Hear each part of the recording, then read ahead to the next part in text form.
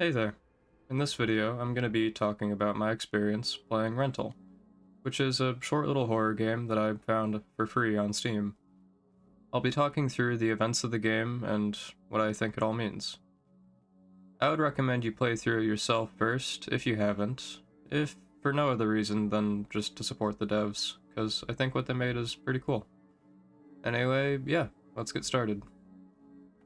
Rental opens with a droning sound that steadily grows in volume, before we hard cut to some chill music and a shot of a van driving down a road. Seagulls can also be heard, but they're rather quiet. This is the title screen of the game. We see a prompt telling us press to play, so let's go ahead and see where this van is going. Well, this house apparently. The van is now parked outside the house, and there are 4 bunnies standing outside. The van is still running, and the door to the house lies open. We take control of one of the bunnies, a short one in a pink dress. Upon talking to the other 3, we find that our name is Umi, and this is our family. Our dad seems pretty pleased with the house, and notes that we can even hear the ocean. Umi says she doesn't hear it, so it may just be wishful thinking on her dad's part. Our brother seems really antsy after the car ride, and begs us to play with him. Umi isn't interested though, and brushes him off. Finally, our mother takes notice of the door being open, and wonders if the rental man has arrived ahead of us. She asks if we can go inside and check for him. This gets us out of unloading the car, so I'm not complaining. Time to go over to the entrance, and that's when we see that Rental is a game which has fixed camera angles. As soon as we enter the house, the door is slammed behind us. Umi bangs on the door, asking for whoever closed it to open up. However, the door is seemingly locked shut, despite us being the ones on the inside. Umi is understandably confused by this, but with no other option at the moment, decides to go ahead and find the rental man. Maybe he can help us get back out. The house is bigger on the inside than it looks on the outside. It has the layout of one long hallway, with rooms on either side. While searching for the rental man, interacting with anything around the house will just yield the same message over and over again, urging us to find him. While searching for him, I found a living room type space with a painting, couch, armchair, and a floating table. That's probably normal. Next, I found a normal enough looking kitchen, and after that, a nice little bathroom. The bathroom has a connecting door to what appears to be a master bedroom of sorts. There's a TV with static on the screen, a large bed with purple sheets, a wardrobe, and hey, I think that's the rental man. Speaking with him, he quickly asks if we came from outside the house. He shares that he's been trapped in here for so long that he doesn't even remember how long it's been. Umi is just kinda confused by this strange adult, and stammers out that she just needs the keys, and that her parents are waiting outside. But the rental man cuts her off, and he tells us to forget about our parents, and that we'll never see them again anyway. The rental man pauses after this. Looking up, he says that we're trapped here, unless Umi is able to perform an exorcism on this cursed house. He further says that he can't do it on account of just being some helpless rental man. But in his words, Umi is perfect for such a task, since she's just a little girl. Right. The rental man is excited now, and begins telling us all the artifacts that we'll need to collect to perform the exorcism.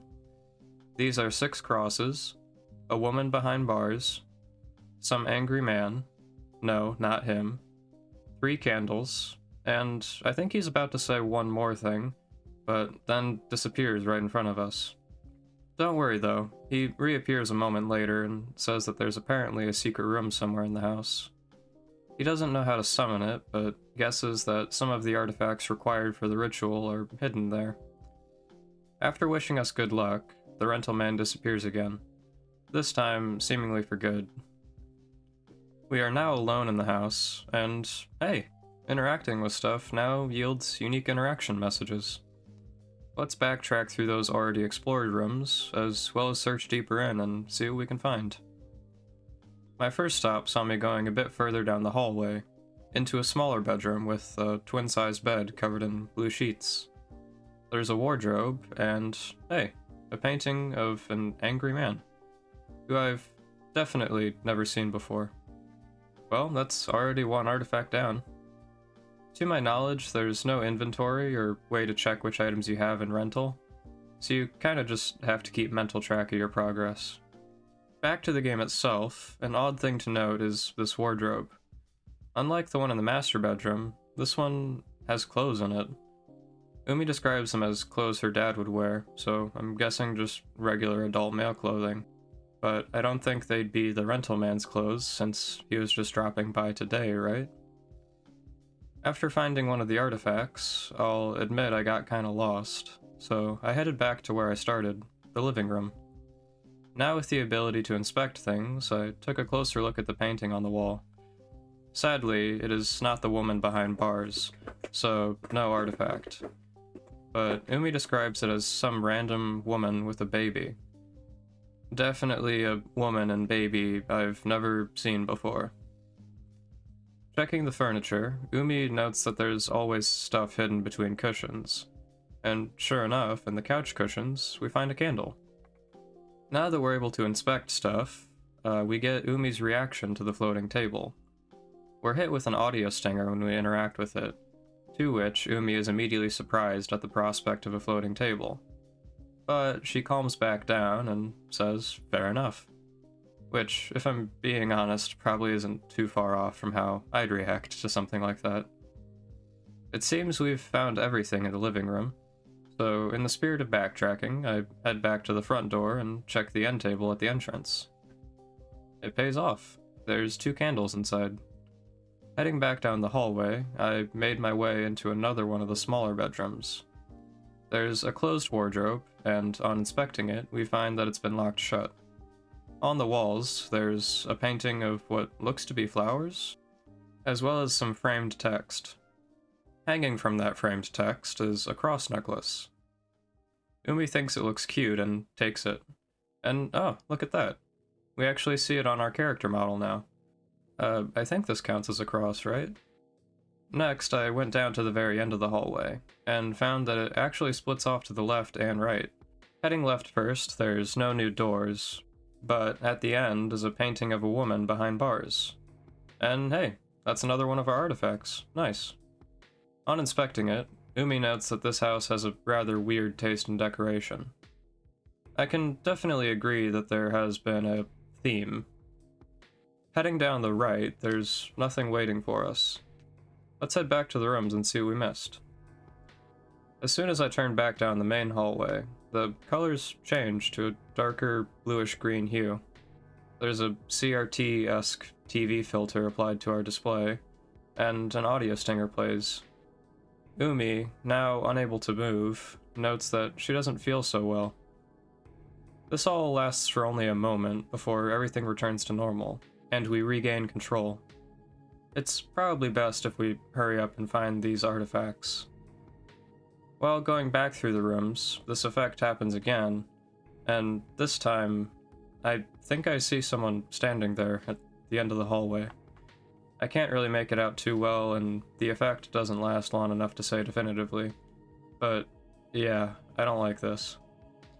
Heading back to check the kitchen once more, I make sure to inspect everything this time. There's no food in the fridge or dirty dishes in the sink, and the cabinet above the sink is just too high to be reached.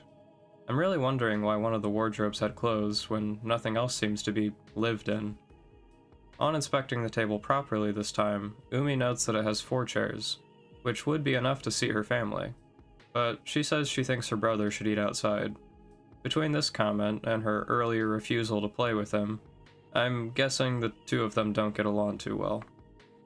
Next, I decide to check on the living room, and while inspecting it, we're hit with the effect again. But this time, there's a tall, dark figure that stands in the living room, just staring down at us. I guess that's who I saw standing at the end of the hallway earlier. Definitely gotta hurry up and find those artifacts. Moving from the living room to the master bedroom, I'm making sure to check every piece of furniture now. and sure enough, in one of the bed's end tables, we find a key. Let's take this across the hall to that bedroom that had the locked wardrobe. Also, idiot time, there was a cross just hanging on the wall of the master bedroom this whole time, and I missed it. Let's, yeah, just gonna grab that. Back in the bedroom with the locked wardrobe, we use the key to unlock it. Rummaging through the contents, we find clothes, and another cross. Okay, what else is there to double check? Well, we haven't found anything in the bathroom yet, so that's the next room I backtrack to. Sure enough, I once again missed something obvious. There's a stool in the corner of the room, which Umi takes. There's a high cupboard in the bathroom, and we can use the stool to reach it. But there isn't anything in there. The only other room in the house with high-to-reach places was the kitchen with its cabinets. Let's go back there and check now that we have the stool. Heading back to the kitchen, we can use the stool to reach the cabinet above the sink, and we find another cross. This time, the finding is accompanied by a nice-sounding music note. All we're missing now is 3 crosses. Maybe we found enough of the artifacts to summon the secret room the rental man mentioned? I checked the floating table, since it's the most obviously weird thing in the house, but it's still just a floating table. I'm a bit lost as to where this secret room would appear, but facepalm incoming, there's a door that's mysteriously appeared at the end of the hallway. Yeah, of course it would be there, cats. Where else would it be? Okay, just 3 more crosses and we can perform this exorcism and hopefully get out of here. Let's go into this secret room and see what it has in store. But is that us in the distance? No, it looks like it's our reflection. Oh, we're first person now. That's right, this is the labyrinth, and while inside it, Rental switches from its fixed camera angles to a first-person perspective. The walls of the labyrinth are all reflective, so we see our reflection. Umi wasn't smiling in the house. I hope this just means she's happier. The silence of the house is now replaced with a droning ambience, almost like distorted wind. I guess a place like this probably could get pretty windy. Anyway, navigating the labyrinth was a bit confusing to me at first. It's hard to keep a bearing on where you're going with all your reflections. I did get adjusted to it and started finding crosses. There's 3 hidden in here in total, and their locations are pretty linear. So after finding all of them, I simply went back along the way I came. I did get lost a couple times, but that's just on me. We should have all the artifacts the rental man told us about, so let's head back to the house and see about this exorcism. Oh. Yeah, I guess I should have expected something like this at this point.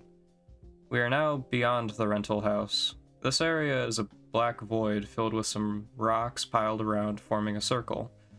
There's additional smaller rocks floating around. The distorted wind ambience has been replaced with the sound of distant wind chimes, and I think I can make out chanting? Umi seems to be giving off a bright light too, and she's back to her neutral expression. No more creepy smile. We can only walk a short distance from the rock circle before bumping into invisible walls. But if we step into the circle, we can see interaction prompts pop up while walking around inside. Clicking these will place an artifact on the ground. We can do this to form a circle with the artifacts. I don't know if the placements have too much significance, but the 3 candles are placed at the bottom, left, and right, with 2 crosses in the bottom left, 2 crosses on the bottom right, and 1 on top of the left candle, 1 on top of the right candle. Finally, the 2 paintings are placed at the very top. Let's step to the center and figure out how to perform an exorcism, I suppose. Stepping to the center, we get an interaction prompt. On clicking it, Umi will note that this seems to be where we can do the ritual, but she doesn't know what to say. The rental man didn't tell us anything past what we needed to get in order to set up the ritual before he disappeared, so without another option, Umi just says some gibberish. I think it's Pirika, Pirilala, Paporinu, Peperuto.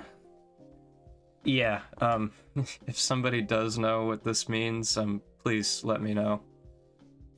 Whatever it means, it seems intent was more important than the actual words spoken. That, or Umi just got really lucky, because the rocks begin to shake, and our camera tilts back to reveal the dark figure from the house beginning to rise up from the void, towering above us. Just when something bad seems about to happen, we hard cut back outside with our family. Umi is standing beside the van, smiling again. Her mom tries to get her attention, and Umi takes a moment, but seems to get her bearings.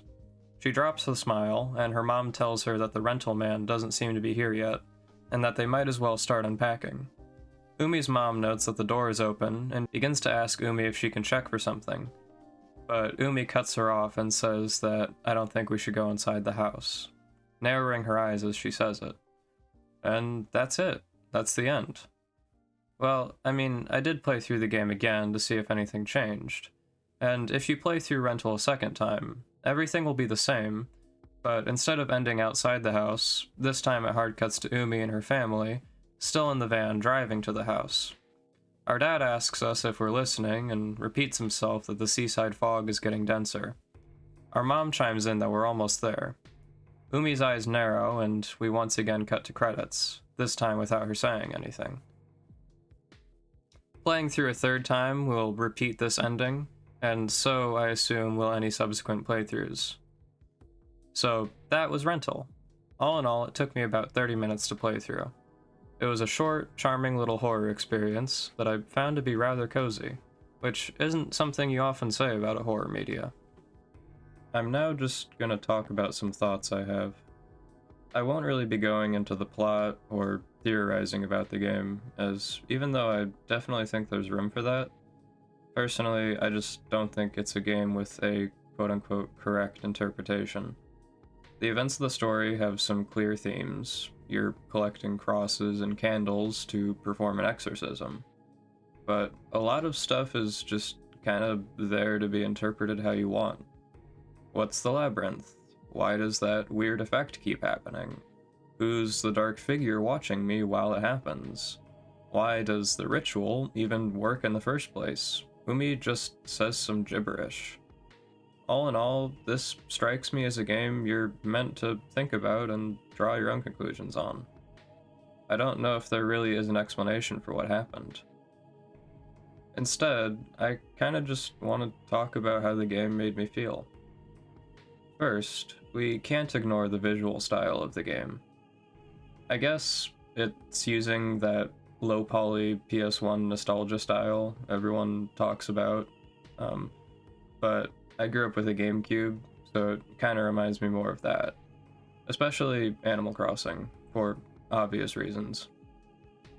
Anyway, it just feels like I was playing a game I'd play as a kid. Nostalgia bait is a really common thing these days, but I don't know, it still works. This game feels really nostalgic. Now, did Rental make me feel scared? Not much. But I don't think Rental is really trying to scare you. Not much really happens, other than the encounters with the dark figure when that weird effect happens. Heck, there aren't even any ways to quote-unquote lose or die in Rental. Which, honestly, I really like. I think everyone familiar with the horror game genre knows that the more you die in a horror game, the less scary it becomes. You can't die in Rental, so even if it's never really doing anything too scary, the tension is still always building. There's just this cursed aspect to it.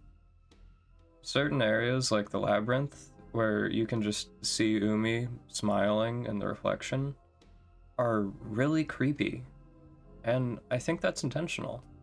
Because, yeah, Rental isn't a scary horror game, but it is a creepy horror game. The lack of active threats causes a slow rise in tension, which is combined with little things that just feel wrong, such as the floating table, the religious imagery, that feeling of being watched, etc., etc. It all just results in a very creepy atmosphere. But even so, it was cozy.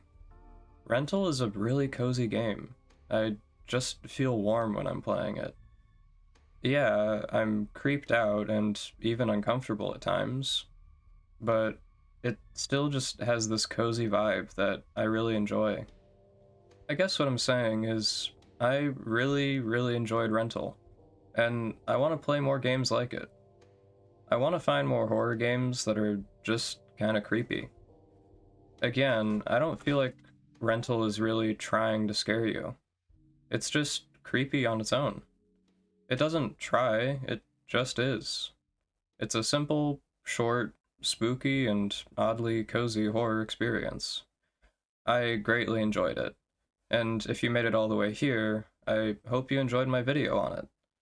Thank you for watching, and I want to make more videos just talking about my experience playing games. So if I get the motivation to, expect more videos like this. Bye for now.